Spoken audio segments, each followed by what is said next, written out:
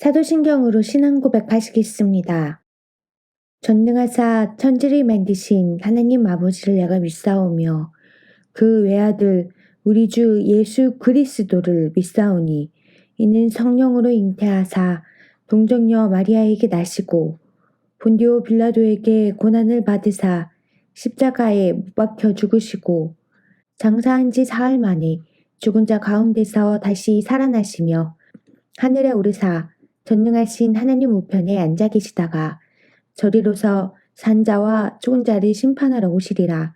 성령을 믿사오며 거룩한 공회와 성도가 서로 교통하는 것과 죄를 사하여 주시는 것과 몸이 다시 사는 것과 영원히 사는 것을 믿사옵나이다. 아멘. 6월 11일 금요일, 오늘 우리에게 주시는 말씀은 출애굽기 3장 1절부터 5절까지 말씀입니다. 모세가 그의 장인 미디안 제사장 이드로의 양떼를 치더니 그떼를 광야 서쪽으로 인도하여 하나님의 산 호렙에 이르매 여호와의 사자가 떨기나무 가운데로부터 나오는 불꽃 안에서 그에게 나타나시니라. 그가 보니 떨기나무에 불이 붙었으나 그 떨기나무가 사라지지 아니하는지라. 이에 모세가 이르되 내가 돌이켜 가서 이 큰 광경을 보리라. 떨기나무가 어찌하여 타지 아니하는고 하니 그때에 여호와께서 그가 보려고 돌이켜 오는 것을 보신지라. 하나님이 떨기나무 가운데서 그를 불러 이르시되 모세야 모세야 하시매 그가 이르되 내가 여기 있나이다. 하나님이 이르시되 이리로 가까이 오지 말라. 내가 선 곳은 거룩한 땅이니 내 발에서 신을 벗으라. 아멘. 호렙산에서 모세를 부르신 하나님은 그가 예, 제가 여기에 있습니다 하고 대답하자 애굽의 압제에서 이스라엘 민족을 구해내라는 사명을 주십니다.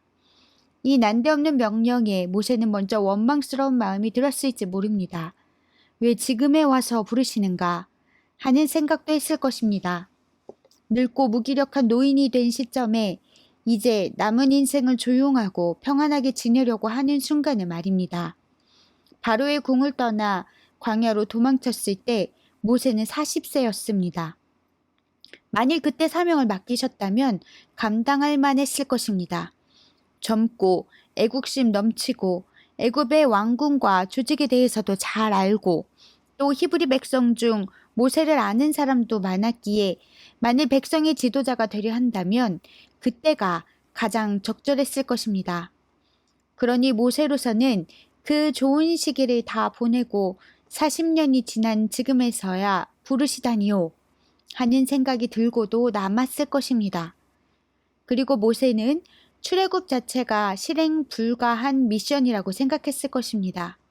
그래서 내가 누구이기에 바로에게 가며 이스라엘 자손을 애굽에서 인도하여 내리까 라며 자신 없는 모습을 보입니다. 애굽에서 도망쳐 미디안 광야에서 목자로 지내는 동안 애굽의 왕과 신하들은 모두 바뀌고 히브리인들도 한 세대가 지나 모세를 아는 사람이 없었습니다. 이런 상황에서 갑자기 낯선 노인이 나타나 자기를 따르라고 한다면 누가 모세를 신뢰하겠습니까? 주변의 상황도 모세의 상태도 도무지 그 미션을 이룰 만한 가능성이 전혀 없어 보였습니다. 그러니 출애굽을 어처구니 없는 하나님의 명령이라고 생각했을 법도 합니다. 그러나 하나님의 생각은 달랐습니다.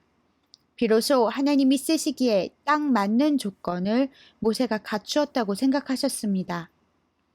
호렙산에서 부름받은 모세는 늙었기에 이제 자신의 힘과 지혜를 의지하지 않습니다. 광야에서 단절된 생활을 했기에 인맥과 배경, 조직력이 없어 사람을 의지하지도 않습니다. 즉 모든 상황이 불리하다고 여겨지는 그때가 하나님이 쓰시기에 딱 좋은 때였습니다. 자신의 무능을 인정하고 오직 하나님의 권능을 의지할 때 하나님의 역사가 이루어집니다. 내가 아는 하나님이 나를 통해 역사하시도록 내어드릴 때 누구든 하나님의 사람으로서 충분한 자격을 갖추게 됩니다. 묵상 질문. 나는 주님이 쓰시기에 합당한 상태입니까? 오늘의 기도.